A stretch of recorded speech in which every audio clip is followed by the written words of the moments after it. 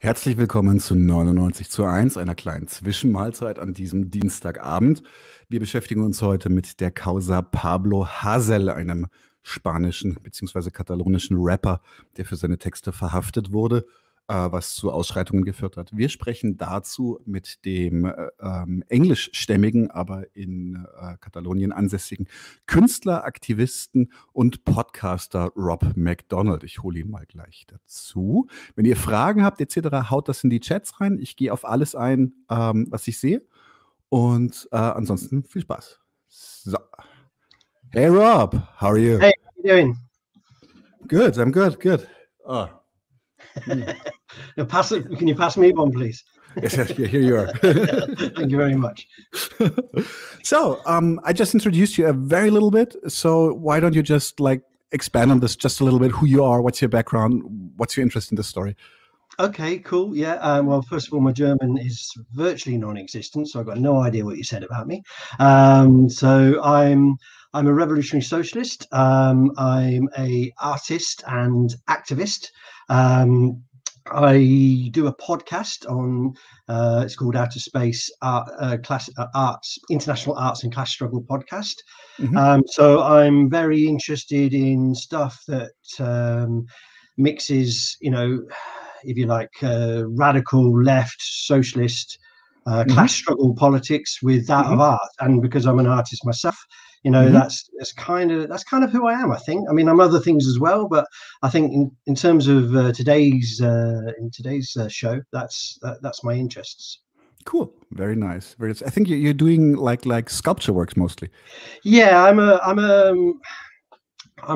historically I was a musician in my 20s and a poet, and like most of them I spent most of my time on building sites because I couldn't earn a living from being an artist. During that process I fell in love with stone. I went back and studied stone masonry, became a stone mason, did garden building, and that led me to do sculptures because I wanted to create artists out of the work that I'd learned, and that led me to building monuments. And so I do, if you like, my day job is building workers' monuments of different characters. So at the moment I'm doing a project called Solidarity Park, which is a project where it's like a community participation project. We're building a very big monument to the international brigades who fought in the Spanish Civil War, but we involved the local community, the international community, the schools in actually constructing it. So it's that kind of community activism, stonework, sculpture stuff. Yeah, I do other art stuff as well, but that's my day job. Okay. Very nice. I think we have to get back to that topic sometime in the future. Yeah, I wouldn't shut up about that. I don't think that's great. No, it's super interesting. It's super interesting. It's like I said in the chat before. It's a little bit of an overlooked topic, like the connection. Well, it's also kind of relevant to this story, of Pablo Hasél, and also sort of the anti-fascist angle. But maybe we'll talk about it as we go on. Okay, so I will just fire away with my questions now. The first one is pretty simple, because the arrest of Pablo Hasél actually did resonate even within German mainstream press. It was at least they kind of gave a note, like Pablo Hasél arrested for insulting the Majesty was one of the reasons, and pledging allegiance to a terrorist faction. Evil. Yeah. Sorry, go on, carry on. Sorry. And what just if you could give us a brief recap of what actually happened here. Like, I don't think anyone knows the details. Yeah, I mean, for me, the story starts when I find out that he's going to jail, and because of my podcast, I make a beeline. And actually, my workshop is not far from where he's from, in Lleida, in the middle of Catalonia. So, I get involved in the protests and I meet him. I try to do an interview. The whole of the Spanish press is interviewing, so I just record him instead. And so that's my sort of first contact with him. And when you look into the story, it's actually quite a long battle he's been in. It's not like he said a couple of things against the king and and terrorist organizations, and there he is landed in jail. He's been let's say running the gauntlet against the state since way back since 2011. He's had a number of charges against him about, you know, talking bad about the king and about the monarchy. And yeah, in some of his lyrics and some of his tweets, he does talk about terrorist groups. And so, yeah, that's really the story. He gets sort of arrested for these things under the gag law, which is something we definitely need to talk about. Yes, definitely. Maybe we'll go into that a bit more in a minute. But he gets sort of arrested a number of times and charged on those things, not actually imprisoned.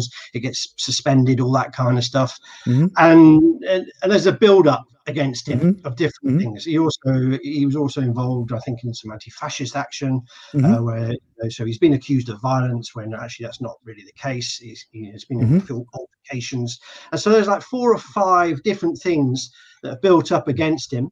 But yeah, mainly is his crime is talking bad about the monarchy. I mean, and also, you know, dropping in there things like the Grappo, which was a communist sort of orientated terrorist organization in the 70s and stuff like that, and talking about stuff that, you know, obviously they don't want people to talk about.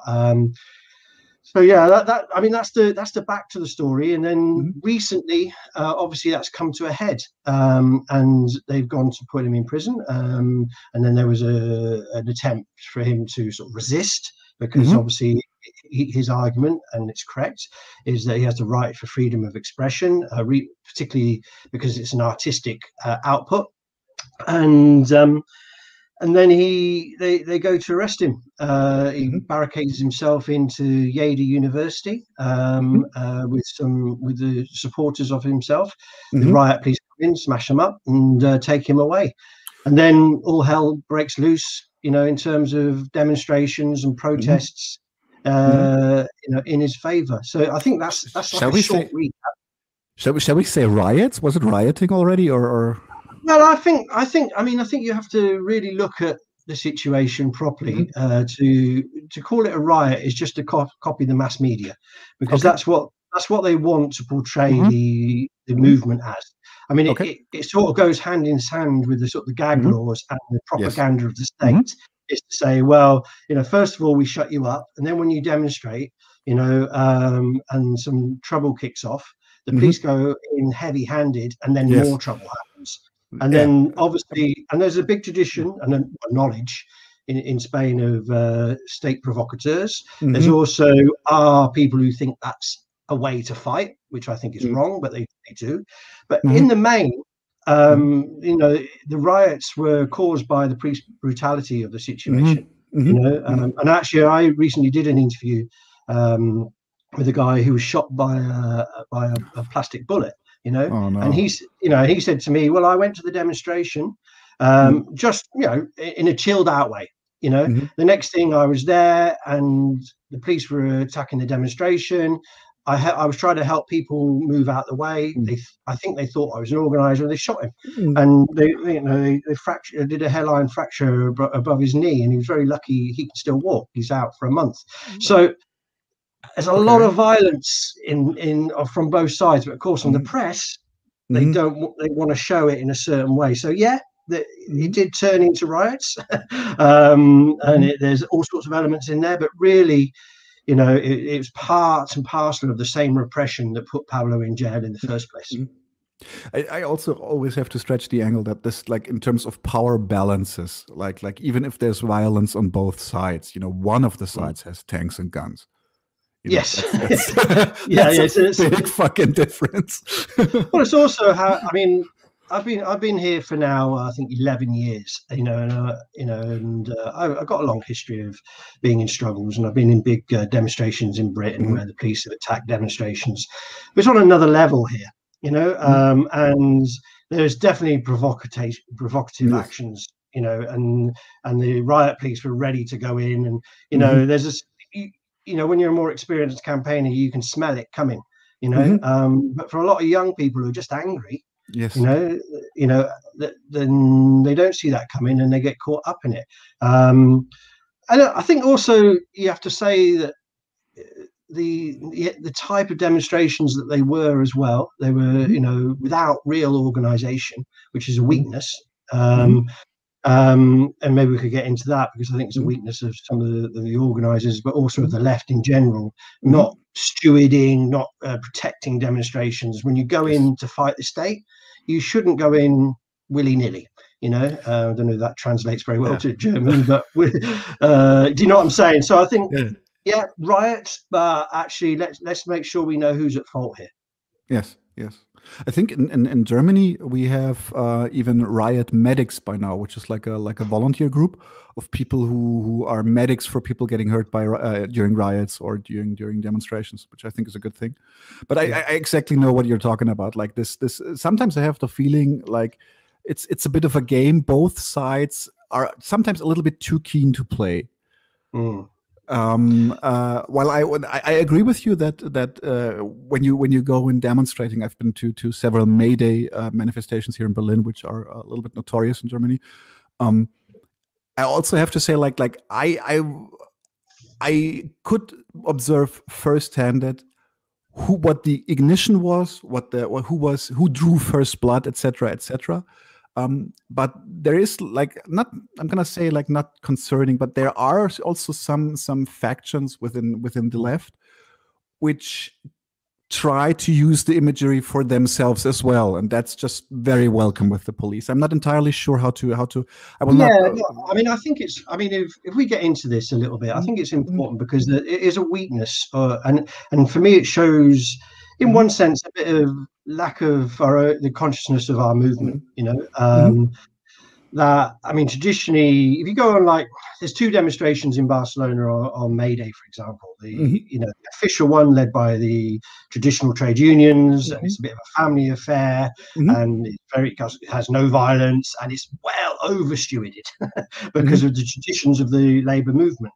And then you go maybe in the evening to the more anti-capitalist demonstration, which has less of those sort of traditions, and it's more vulnerable. So I think it is a case that in the struggles that we're going into now in demonstrations, particularly as the state regimes get more and more repressive, the idea of stewarding, democratic stewarding, is a critical one. I mean, I was involved in the poll tax movement in Britain. And it was a big issue then. There was lots of people saying, "Nah, we'll just go. I want to go on my demo. I'm going to fuck the police. I am." And then the police come charging in and smash up working class families. And that's not what we want. We want, the idea for me is that demonstrations are about us coming together and showing our power and controlling the streets. And if we don't control the street, then they've won. Because the purpose of coming to the street is to show the power of the working class, the power of the movement, that the state and the police can't touch us, So I think so I think it's an issue, and it's the headline grabber, isn't it? Yes. This man talked about terrorism, and look at those demonstrations.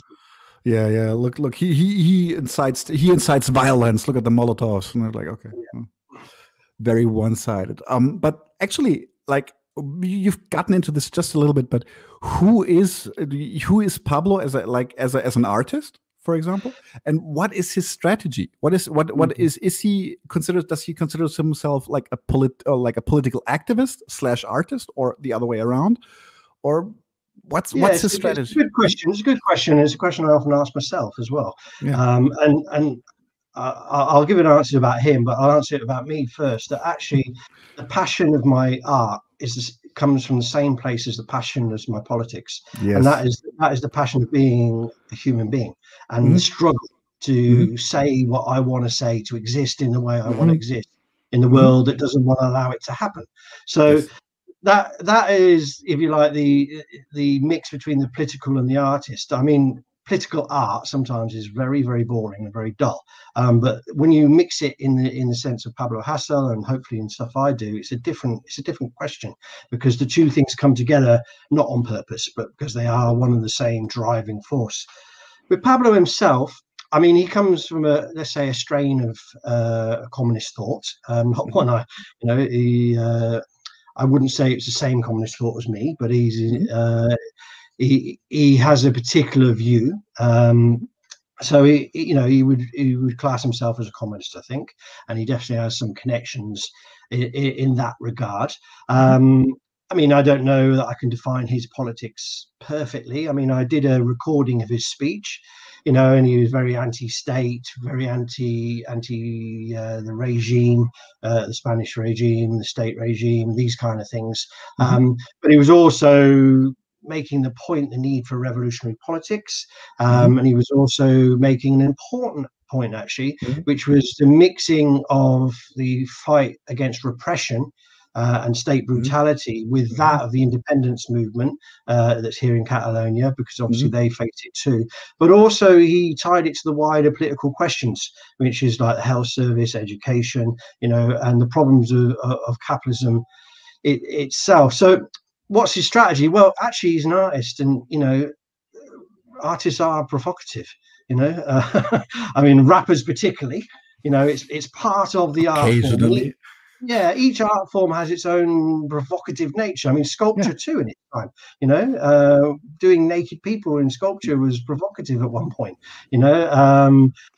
Sometimes sculptures these days are a little bit boring in lots of ways, but lots of art forms are there to shake you, to wake you up, to make you think, to actually tell the narrative from a different side.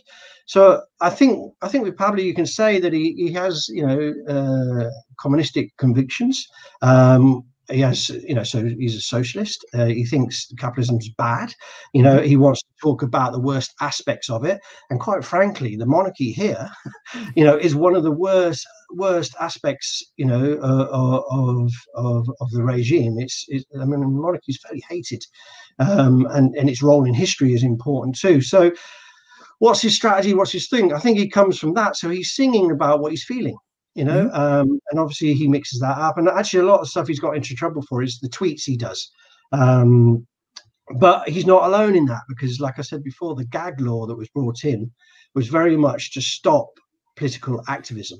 When was that gag law? Yeah, I mean, this is quite detail. Quite important for the story, because it was brought in 2015. So I think we've had 5, almost 6 years of it now.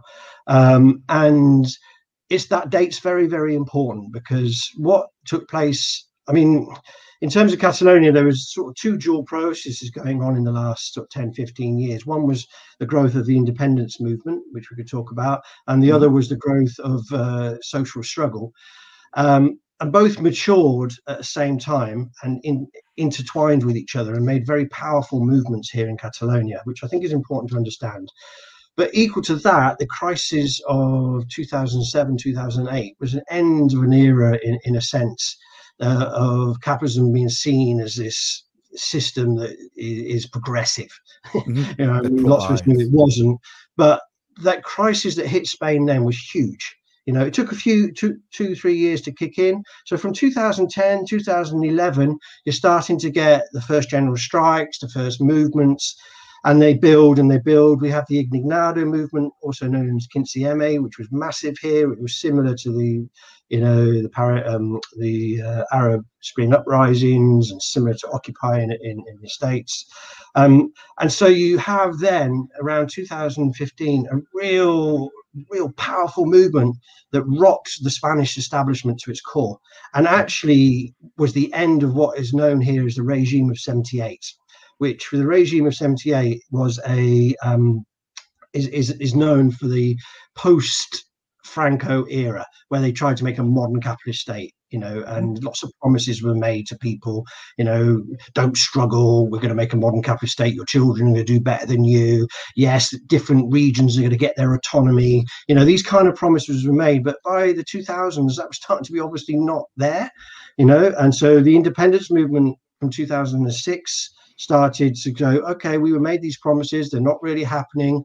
The PP government at the time, Party Popular, which is the right government, were trying to crush legislation which was giving more rights of autonomy to Catalonia. And then in comes this crisis, and then the big social movements that flow from it. And so the gag law is brought in at a critical moment when actually there's threat of revolution, you know, or threat of social change, or threat of people actually mobilizing themselves, a rising consciousness, you know. And so that's when they bring it in, you know, and they bring it in. You're not allowed to photograph the police as they're kicking your heads in, that kind of stuff. One of the particular things they brought it in about was to stop people. There's a big movement in Spain called the PA, and it was about people who lost their homes. And it's significant in the Spanish economic crisis, because the Spanish economy was built on what was called the brick economy, which is like on building and construction, and there's lots and lots of corruption with this. And then this collapsed in the bubble that came with the 2008 crisis.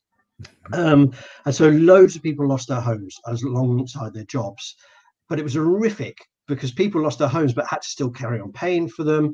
And so this power movement grew at the social struggle, and it was really radical. It would go into the banks, it would pull out all the papers, throw them in the streets, it would stop people being evicted, communities would pull together, you'd hear it, you'd go running, to defend your neighbor. And this was also part of why they brought this law in, was to stop these kind of actions, stop demonstrations that didn't have permission. So the stop, and Spanish politics is very spontaneous, and for an Englishman it's wonderful. Well, an Englishman like me anyway. But so they bring in this gag law at this critical moment, which increases their power of repression. And this is something that's now happening in Greece, and actually there's a new bill in England and in many countries, and it's basically as the struggle goes up, the repression goes up to match it. Of course. Yeah, that's a good tactic for the state. So what is the content of that gag law? So what does it exactly prohibit? Well, I mean, I think the thing is, many things. I mean, it's quite broad, and I think there's lots and lots of fines being given to people. Feminist protesters it's been used against them. It's been used against TV broadcasters, and basically, if you say something rude about the king or the state, or like I said, organize a demonstration that's not prohibited, not allowed, these kind of things, basically, and things like Pablo Hasél, gagging, basically anything that's seen to be in danger can be used. I mean, it's also the case with a lot of anti-terrorist legislation and laws. I mean, often the left finds it hard to, you get a terrorist attack and then they bring in a load of legislation, and often we have to warn people that actually today it's about stopping these bombs, but actually these laws will be used against protest. Yes. So fundamentally, that's what it's about. I mean, I don't have the legislation in front of me to go through it in detail, but fundamentally, that is what it's for. That's and it's these types of things are used against artists and protesters alike. Okay, I would like to paraphrase that into a full frontal assault on the freedom of speech. Yep. Okay. So I got the gist of it, apparently. Yeah, I mean, that's fundamentally it. I mean, one of the things that was, I mean, the demonstrations themselves weren't huge. They were significant. The important thing about the demonstrations was that they were the first real struggle, post-COVID, and they were very young, and they were very energetic, and they were very angry. But they also had people on them, certainly some of the bigger demonstrations, people who were just for freedom of speech, Yes. So it had a mixture of your anti-capitalist demos people, but also it had in some of the demonstrations, it definitely had a wider sense of people as well, which is, it's a bit like, it's not just a left-wing thing, although they use it against socialists and activists and communists and anarchists and whatever. But I mean, in terms of here, these sort of repressive laws were used against, what I would consider right-wing politicians in terms of the Catalan independence movement. Puigdemont, for example, runs off to Belgium. Junqueras, one of the leaders, they're in prison for a 10-year sentence for organising a referendum. These aren't your neighborhood anarchist with his dog. These are capitalist politicians, and this shows a real, in my mind, it shows a real falling apart, if you like, of the state. And this is what when I talked about this thing called the regime of 78, and people in Spain would know exactly what that means, but outside maybe less. And it is really important that, because anything that's happening today has its historical roots. And when I first moved here, it was quite clear to me that there still was this sort of divide in Spanish society between the Republicans and the Franquists and these kind of people. It wasn't really strong, but it was clearly there. And you also have to remember that I think this is true, but outside Vietnam, there's more unknown burials here of war people in the Civil War. So there's a whole history here that's been covered up about the Spanish Civil War, and this came from this sort of post-Franco era where basically let's not talk about what happened. Let's move on. Let's get some European money in. Let's become a modern state. And your children will do better. And it's a big promise. A bit of not the American dream, but the Spanish version of it. And for a couple of generations, with a lot of struggles in between, that was relatively seen as progressive. But when we come to this period of 2007, 2008, this marks the beginning of the end of this conscious belief. Now, your children here are going to be poorer than you. The grandparents of that era actually look after the younger generations here. Youth unemployment was massive in the last crisis and is now rising again. And so you've got a whole precarious generation. You're actually quite well educated. And so an educated, precarious generation is dangerous for the capitalist state because they know that they're getting fucked over. Yeah, I mean, and they can articulate it, and they have the skills and these things. I mean, there's more to it, obviously, than that. But that's a dangerous sort of combustible situation that I think what we see with the Pablo Hasél thing is, and he says this a lot in his narrative. It's not about me. It's about the struggle. It's about the repression. It's not about what I said. I mean, maybe what I'll do is in the comments of this video, I'll put a video that I recorded of him, and I translated it into English subtitles because he spoke in Catalan. Great. I'll put that in, and people can listen to him themselves, because his narrative was, this isn't about me. This is about the struggle. This is about the fight on the streets. And all the politicians are basically arseholes, and we have to organize ourselves. It's that kind of narrative, which I think, touches the nerve of people that who are angry. Yes, which is perfectly fair in my book. Me too. Yeah, that's how I feel. I may not be youth anymore. I mean, I know you think I've got blonde hair, but it's not blonde. It's grey. At least you have hair. Yes, that's true. The photograph you put of me, actually, I thought, I was a bit younger there, and I had my short hair. But yeah, youthfulness is in the spirit. Yeah, true. So you already brought them up a little bit, because one of the first angles that also popped up with this arrest was the angle with the Catalonian independence. So is there an actual connection between Pablo Hasél and Catalonian separatists? Because I don't recall the movement of 2017 to be distinctly left wing. I think it's an interesting question, and I think it comes back to the point I've already talked about around 2015, when this law was brought in, and there was a big rise in struggle. We had 2 or 3 general strikes, we had the igniters, all the stuff that I've mentioned before. And as I also said, there was this parallel development of the independence movement, which it kind of really started to grow seriously after 2006. There was legislation, not passed, and this stuff. So you had the parallel growth of these things. And then as the social movements welded with the national question, people started to think, well, this is the way out, maybe. They get rid of the repressive state. Maybe we could fight for a socialist Catalonia. Maybe we could fight for a social Catalonia for some people, socialist for others. And the independence movement was, in 2015, the left had a fantastic opportunity to start to lead that. And there was a critical mistake, if you like, on the left in that sense, because the left, well, all political opinions here are divided in parties of independence or in favor of the union in some form. And so there's parallel organizations, but the left were very strong then, but they didn't manage to come together in a united way and put forward for a socialist Catalonia together, and so you had part of the left drifting off towards eventually supporting the Spanish state. That was the outcome of it, and then the other side who drifted towards backing the sort of Catalan ruling class, and so the movement itself was extremely radical, and people were, and it swelled. When I first moved here in 2000, I think I got here in 2010, and I think independence polls were about 20%.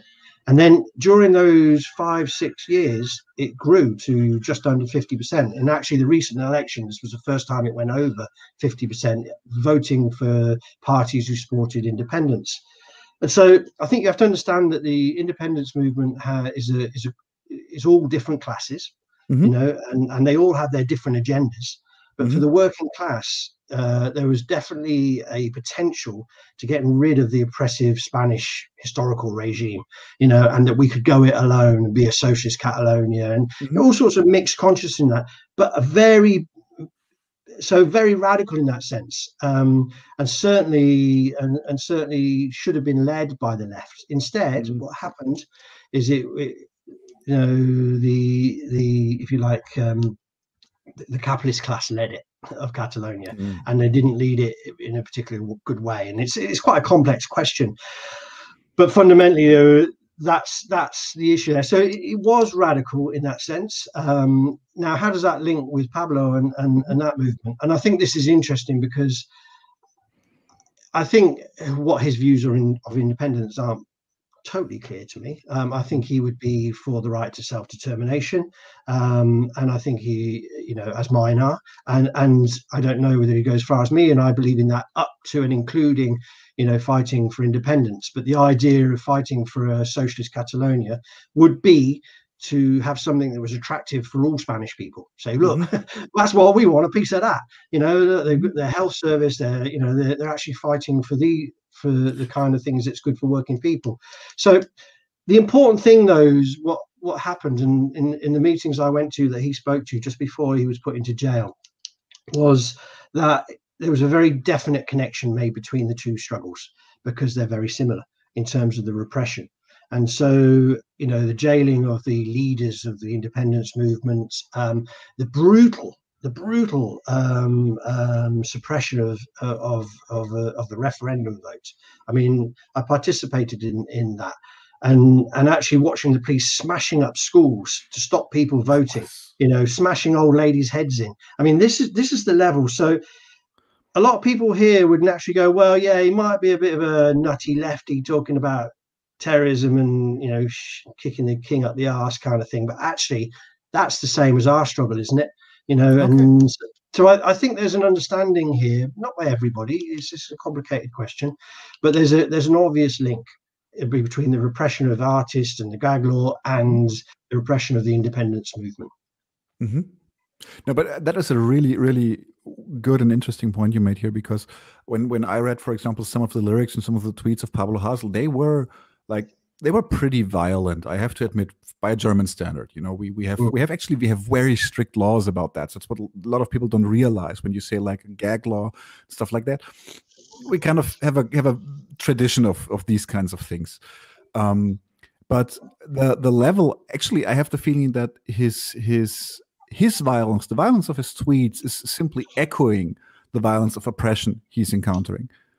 So that's a very interesting angle for me, because I now that you pointed it out, I remember like in 2017 that they just kicked the shit out of everybody.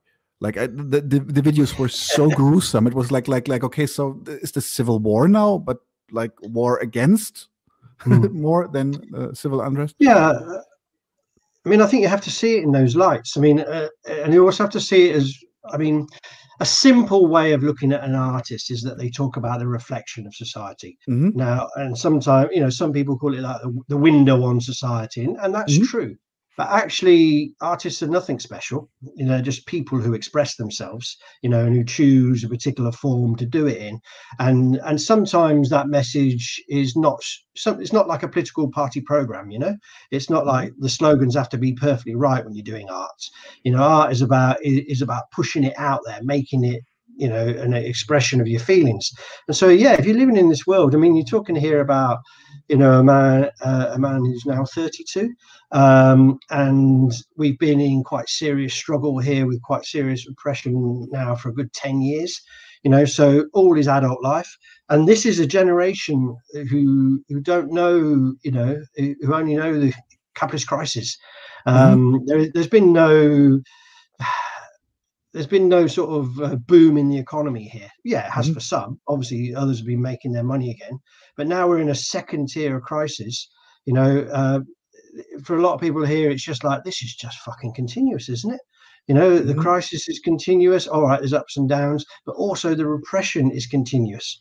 And so when you grow up in that scenario, and the history here is of oppression, you know, and, you know, Francoism and this stuff. So you got to put an expression, somebody's expression, in that cultural thing, and therefore the right to freedom of expression of the arts is very important, you know. And all right, so, you know, you get artists who fucking stuff sheep and put them in fish tanks and this kind of thing, and for me that doesn't do nothing, you know. And you get really weird stuff, and so what's the difference, you know? I mean, obviously, it's whether you like it or not is important, the aesthetics of it, but the right for a creative artist to put over a view, I think, is important. I mean, it's not to say that, you know, right-wing views. I mean, I'm all for driving them out, but not by the state.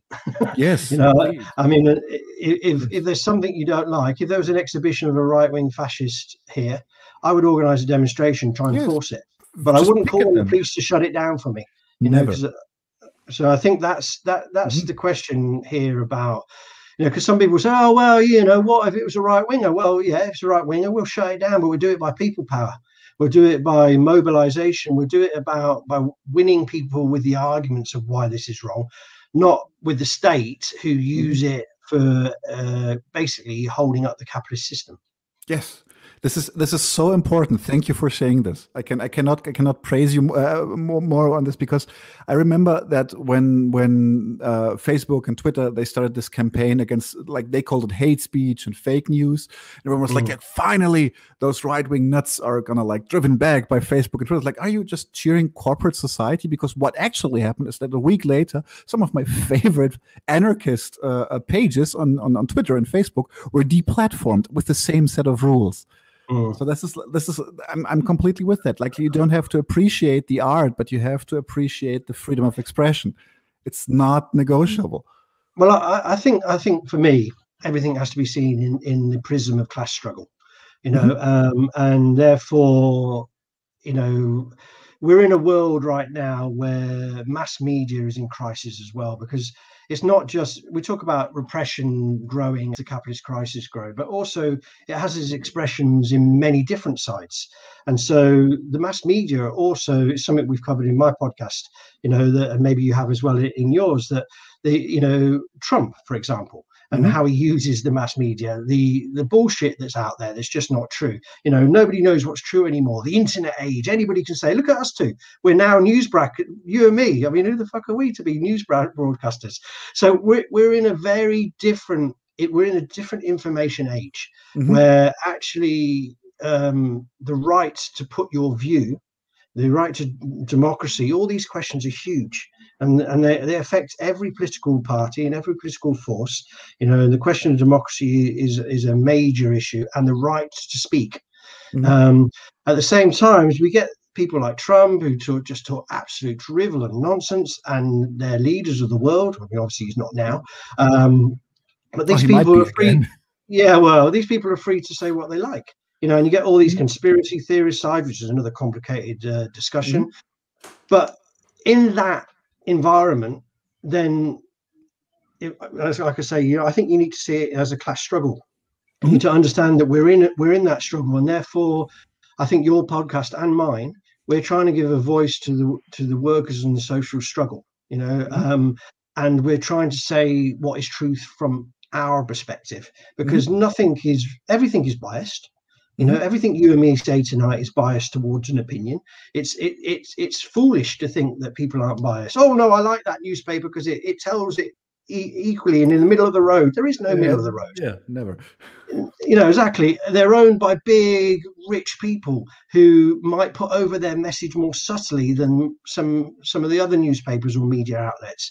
But so we're in a battle, we're in a class struggle, and that is also in the media. It's also about the message. It's also about, but fundamental to that, one of the fights in that is about fighting for the right to expression and the right to say what you want to say. You know, if I want to say the King of Spain is a fucking arsehole on a podcast, and what, you're going to put me in jail? Because really, by saying that, you know, I've just broken the gag law.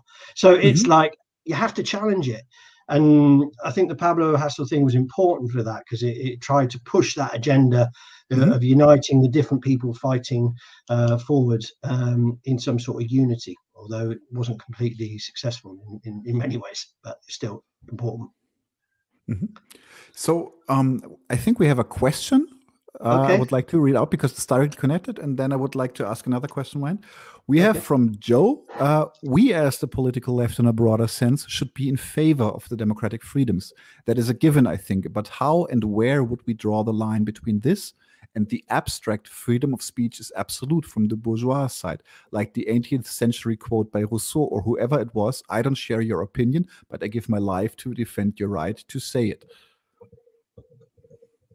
Okay. I think this has been misattributed so many times. I actually thought it was Ben Franklin. Well, I mean, I think that's similar to what we've just been talking about, isn't it? You know, and I think, and it comes to I was talking to a left-wing neighbour of mine, and we went on a walk down the beach. We haven't seen each other. He's an artist, and we were talking about these issues, and we were talking about Puigdemont, you know. And I said, and he would say, well, there's a difference between Pablo and Hasél and Puigdemont. All right, Puigdemont's not in jail, but he's been driven out.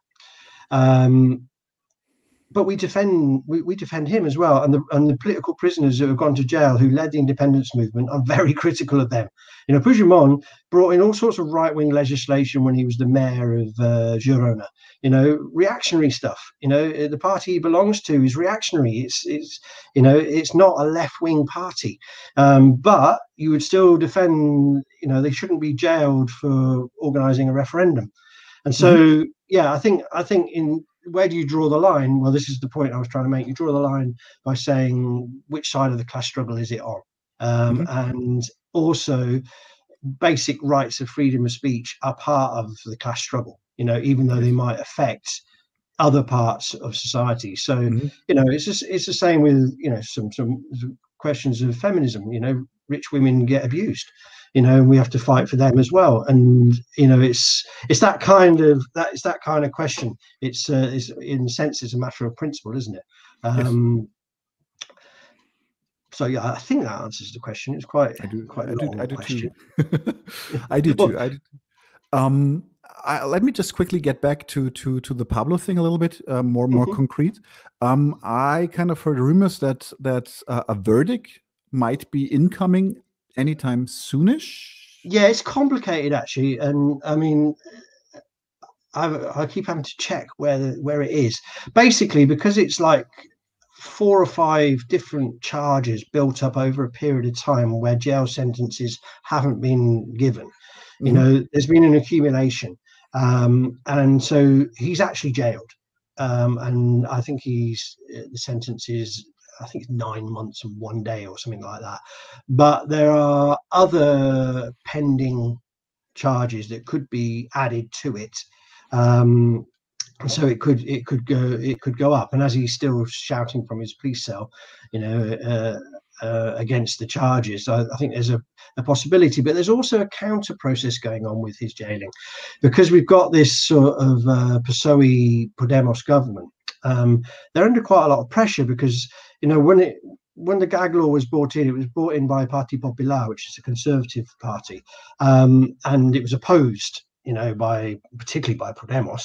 And here they are in power, and it's still there. And they made it one of their promises to not have it there. And so the protests very early on were very, very much against this new so-called left government, which it isn't.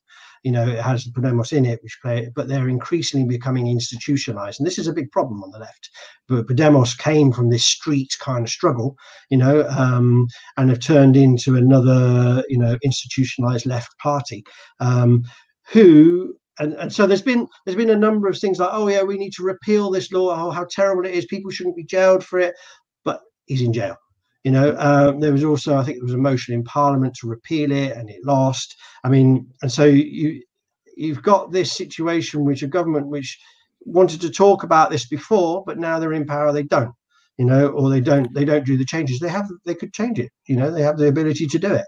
They could release him out of jail, but they're worried about what the right in society would say, what the capitalist press would say.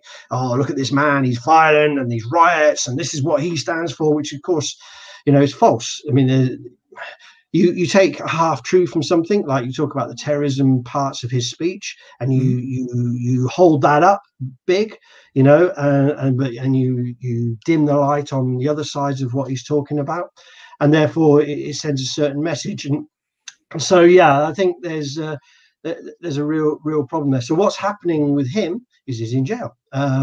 He's going to serve 9 months, I'm sure. I think there's other cases pending, whether they extend it, and there's also a pressure from the other side, you know, and certainly Podemos are under pressure with this one, and the parties have left in Catalonia as well, because, you know,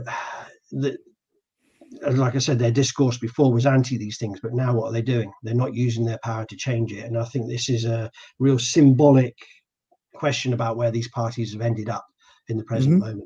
It's kind of like a watershed moment for them.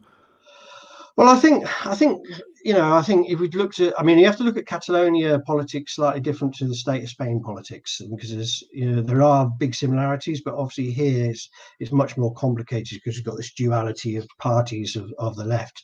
So in terms of Podemos, I think going into government with, in my opinion, going into government with Podemos with PSOE was a mistake. You know, I think they should have supported a PSOE government to stop the right government, but they shouldn't have gone into it. And they've also turned into a junior partner where we're going to do these good things, you know, and they are trying to do some good things, but they're more and more getting pulled in to the, if you like, the capitalist agenda, which PSOE don't have a problem with, you know, although they're historically from a left perspective.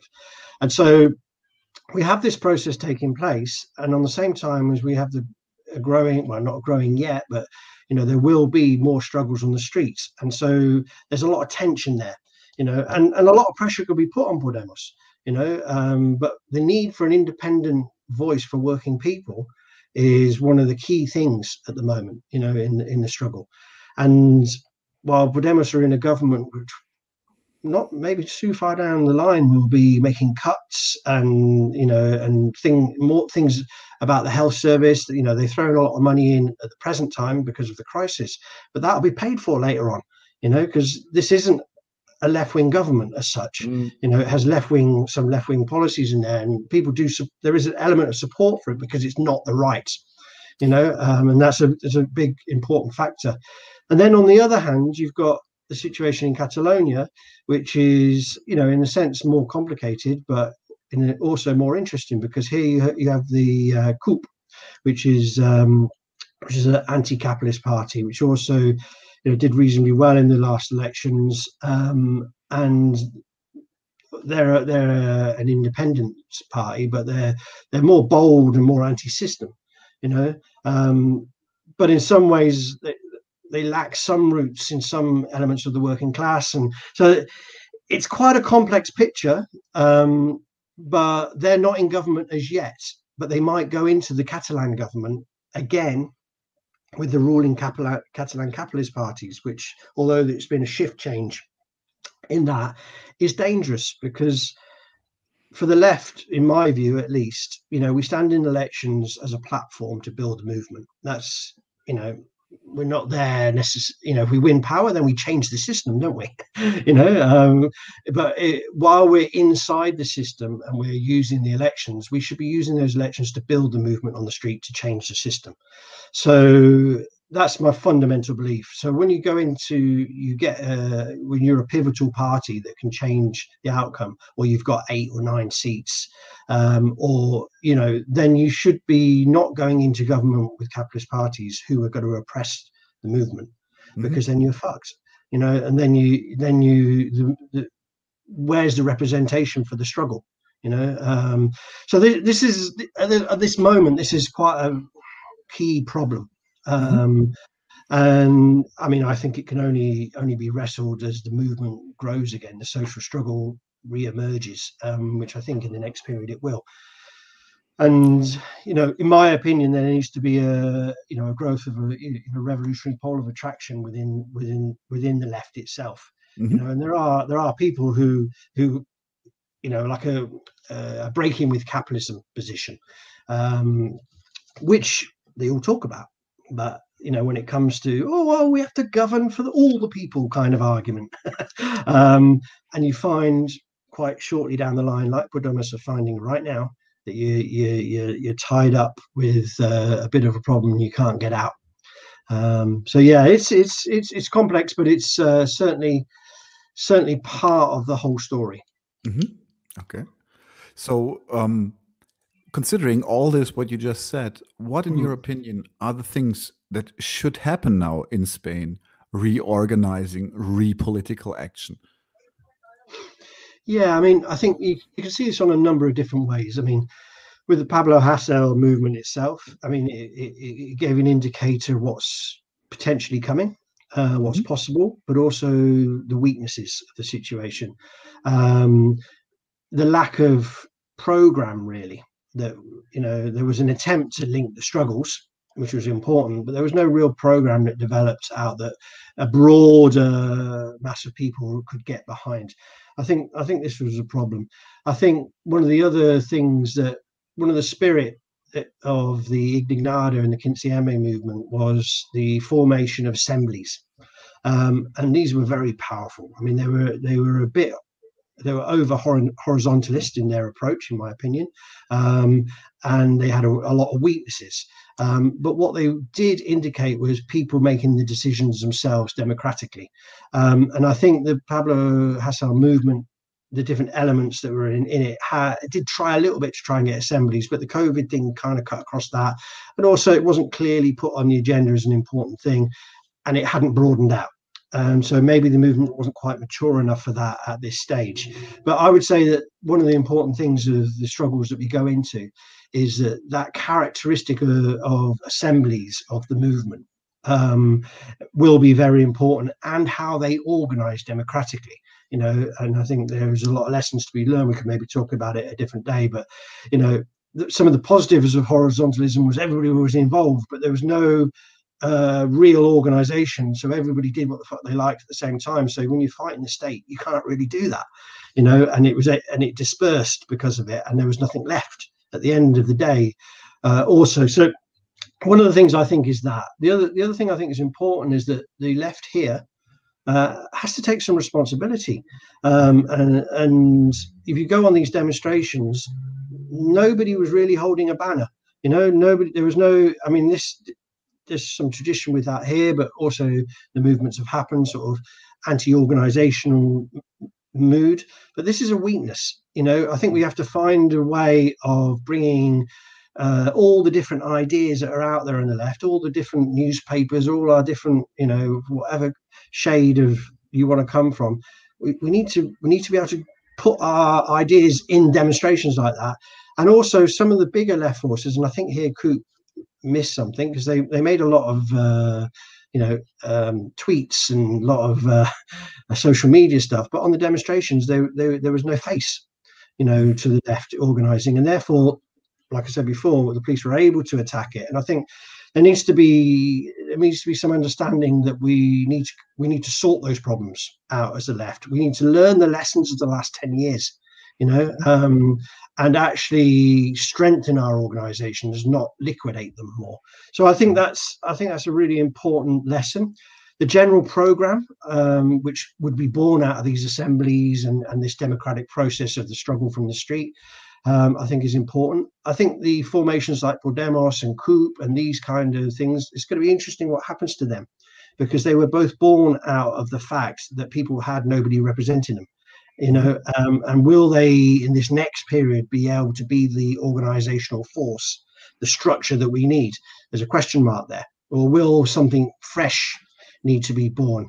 I think that a lot depends on what the next struggles will be. There's a wider struggle on broader questions like, maybe privatizing the health service or making cuts in budgets, which is bound to come in the next period. What will that do? So I think that's where we're looking at.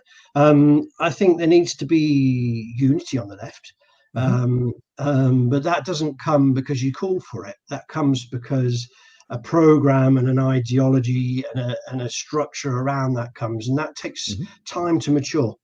And then the other side of it is as well, we have to keep our eye on the growth of the far right here, because Vox also entered Parliament. Now they're a far right party. They're dangerous, but what's more dangerous about them is the far right has been here for years. It's very much a feature of many places, but there is a deeper, they're building more roots. They're getting young people. They're getting all sorts of different ages of people. They're not just rich middle-class people. They probably, sorry to interrupt you here just a little bit, but I think they're tapping into the same kind of frustrations as the left is doing. Exactly the problem. And actually there is the feminist movement here is fantastic, real inspiration. But there is also a backlash to that, which they hook onto, and they are getting the ears of some young people, and particularly working class people. There's a possibility. Now, this is a responsibility of the left. Here, the left is very strong, in reality, in comparison to other places, and a full mobilization of the workers' movement here would push them on their asses, but it needs more than that. It needs, actually, we need to come up with the ideas, the inspiration of what kind of a world are we bringing. This is the independence movement bit. We can't leave it to the likes of Puigdemont and the capitalist politicians in Catalonia to lead the independence. We have to lead it. People want to, and then we have to fight for this idea of a socialist Catalonia that actually would significantly change people's lives because of the program that it's going to put in. So. Yeah, that's not an easy question, because you say, unite the left, and we all, we've got 80% we agree with, 20% we don't. Oh, yeah. But actually, it's the concrete struggle on the streets where that will be decided.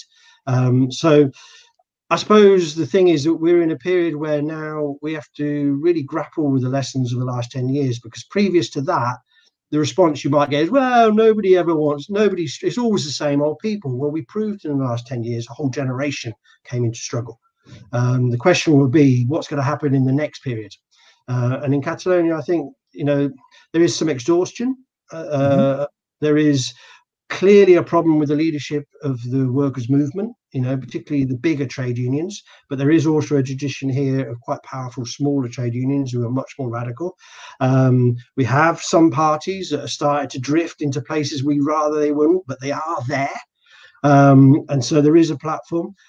We have to, in Catalonia particularly, unite, around the social program and the right for self-determination, real time, not just because you understood that Lenin might have said it once, and therefore the right to self-determination. Oh yeah, I agree with that. Actually, really, the right to self-determination. So if you get a referendum vote that is of a certain percentage over 50%, then you go to an independent country. That kind of thing. So yeah. And finally, I think within that movement, there needs to be a revolutionary core that understands that it's actually the fundamental change of capitalist society is needed. And, Pablo talks about this in his discourse. The question is, what is that? Who's going to pull that together? Certainly for my part, I'll do my best, and the people and the comrades that I have locally and internationally. But that is something that's on the doorstep of every thinking person. Capitalism is crisis, and it goes through slightly better phases and slightly worse. Some countries are slightly richer than others. The crisis in most of the world is absolute hell. COVID has proven how uneven our society is. COVID has proven about who actually looks after us, nurses and the like. And so I think we're entering a fascinating period in that sense, but one where we've got to mature, we've got to unite on a basic program, and we've got to fight to get rid of capitalism. Mm-hmm. I wholeheartedly agree. Very good. No, that's the thing. We have to tackle the fundamentals together, and then we can like have a beer together and discuss the details. Yeah, I mean, I think we need to be very robust. I don't see a problem with a lot of argument. You know, I mean, I don't mean it for its sake of it, but I think we can create spaces on the left where we can debate out the tactics, where we can debate out, you know, the different ideas. But when we go into struggle, we need to realize we're not the enemy of each other. You know, and there is problems with this because, you know, if you look at the history of the Spanish Civil War, then this is a big divide there. What happened, you know, between the role of the Communist Party, the role of the POUM, you know, the role of the Republican side, and you know, there was a huge divide there, which is an historical. It's a big problem. You can't paper over the differences on the left. That's the last thing we should do, you know. But at the same time, we have to realize that there is a common goal, you know, and also tactics today, although they have lessons in the history, you know, if we do have a very genuine dialogue with genuine people, then in theory, the best ideas should win out. You know, and then when I did this interview with this guy who'd been shot, and I kind of asked him the same question, and he says, well, you know, I'm not sure we can unite just yet, but let's see who grows. Let's see who can put forward a program. Let's see who can build on, and let's see whose tactics in action. The problem we have right now is we have a lack of that, but the potential's there. So this is the important thing. And so, yeah, we need rigorous debate with each other. There's no harm in that if we're doing it on a comradely basis. You know, the problem comes where we denounce each other, we fall into dogmatic formulas and the rest of it. You know, and we start sacrificing each other, like, towards the system. Yeah, exactly. I mean, we have to realize that there is a common enemy, there is a class struggle, and then within that, it's the workers' movement that's going to solve the problems of the planet, is it not? You know, I mean, it's not just repression. The question of the environment. You know, we're tobogganing, you know, towards the end of human civilization. So there is quite an important issue in front of us. You know, ever so slightly. Yeah, exactly, and it's almost like you can't. It's a bit like watching starvation on the telly. You kind of get used to the fact that the world is coming to an end, and it's a bit of a joke. But the COVID crisis, I think one of the interesting things is it did slow things up in many ways. It did demoralize people. There is a huge mental health problem now connected to only talking to people on Zoom and not actually having a pint together. But it also did something else. It created this little space in people's heads where they realized that the world doesn't have to be as it was yesterday. You know, I mean, I remember when I was locked down in this very seat I was alone for a couple of months. And I live in a very busy working class area. For the first time ever, I heard the birds singing. And I was like, Christ, there's birds in the area, you know, and it opened up this window to realize actually the world could be different. Now, alongside that went along the joke that we're in the zombie apocalypse and the world is coming to an end. And that's true as well. Maybe not as in the films would be, but actually in terms of the environment, COVID's an environmental crisis. You know, it stems from environmental destructions. You know, whichever way you look at how it is, it stems from how we organize ourselves, how we produce our food, how we do our health service. It's all tied up. And so, you know, the thing is that how will people respond to this? Well, they'll respond to it in desperation, in radicalism. That radicalism won't necessarily be left, you know, and it could actually make it worse unless we're there. We have no choice but to take on the responsibility of fighting like hell to get our ideas right. And that means dialogue. That means we have to talk. That means, you know, we know it with our podcast. We're going to work together. I'm working with other podcasts. We got a social media message. We've got a bias. I'm certainly not ashamed of my bias. I'm proud of it, you know. And so that needs to be put together, you know, and we need to put it together in a very concrete way, not just in a loose way, you know. I mean, I think two things run together. But as the crisis gets more firm, then we have to get more firm, and we have to get clear, because it is, in the end of the day, it is the end of our species is there. You know, this it is at the doorstep. Yeah, I mean, it may already be too late in some ways, but that's a discussion for another day, and maybe with somebody who's a bit more knowledgeable than me on the environment. Yeah, but yeah, definitely, it's huge. Okay. So I just want to give a quick shout out to all our viewers so that you can still ask questions, because I'm actually going to ask my last question for today. Okay, cool. Which kind of like goes a little bit into what we just said, and you might reiterate that, like, a little bit of the same stuff. But my question to you is now: we are a German podcast. Our audience is predominantly German. What is your call to action? What is your call to the German audience? What do you want us to do to support you in your struggle now?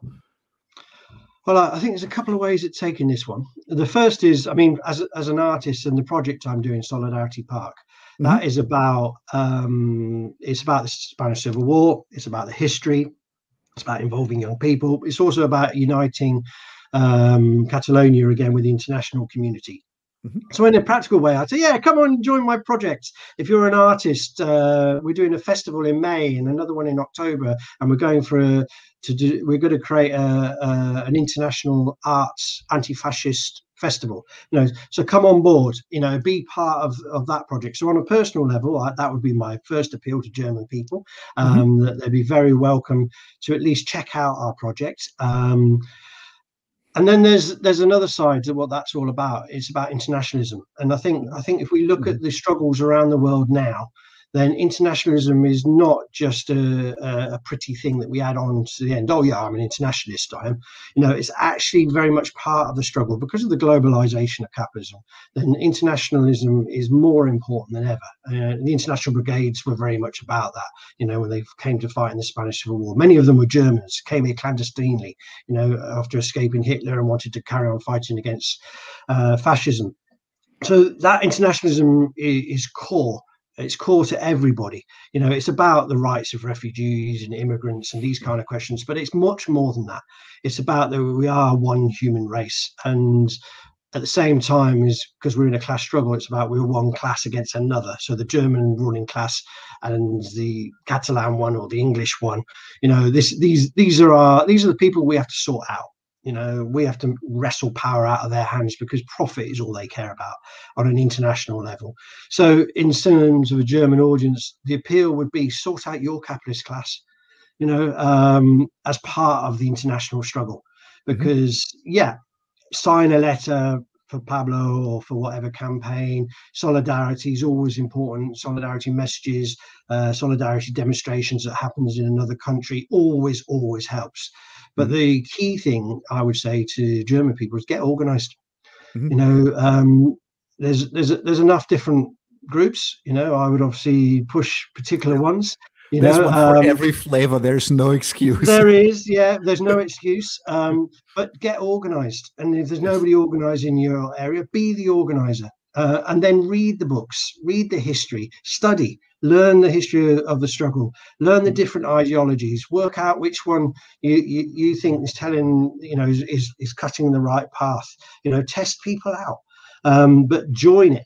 You know, don't be a bystander. And one of the things about my artwork that's fundamental, that I stress over and over again, I use the word participation, because if you don't participate, then somebody else will decide for you. And that's the fundamental thing. So if there's any call to be made, you know, for any struggle in any country, it's you need to fight where you are, and then the solidarity internationally flows from that. So to be a bit buzzwordy, just because it sounds nice. So, a few buzzwords in it. Silence is agreement, and reclaim the streets. Yeah, that's the message. It's got to be, you know. But also don't expect some leader to do it for you. No, you know, don't expect anybody to do it for you. It doesn't mean that you'll be the leader. You know, and I have to be honest. I like to be in my workshop, chipping away at stone much more than I do like being on a demonstration. I go to the demonstration, I go to the struggle, I put the effort in because you kind of got to do it. And so I think we're entering a period of human history where sitting on the sidelines is not really an option. You've got to do something. So if there's any message to your German listeners, it's that, and hopefully our podcasts will work together. It's a small part of a massive thing that needs to be done. It's a start. It's definitely a start. It's a good start. Wow. Thank you for those clear words. I'd say this is it for today. Okay. Thank you very much for being here. It has been very, very, absolutely delightful. Yeah. Wow. Super. Let's hope to talk to you again sometime soon. Whenever a topic arises that is of interest for the two of us, let's get our heads together. Maybe with more beer then. Yeah, or maybe in Berlin, or in Barcelona. Maybe as things change. I mean, I think we're all praying that there won't be a fourth and fifth wave of this virus, and that there'll be the potential to be with human beings again, which I think is an important thing. So yeah, hopefully we could share a beer and be in the same room. That would be great. That would be great. So thanks for being with us, and take Pleasure. care. Thank you for having me. I thoroughly enjoyed it. It was an absolute delight. Take care and see you soon. Take care now. Bye.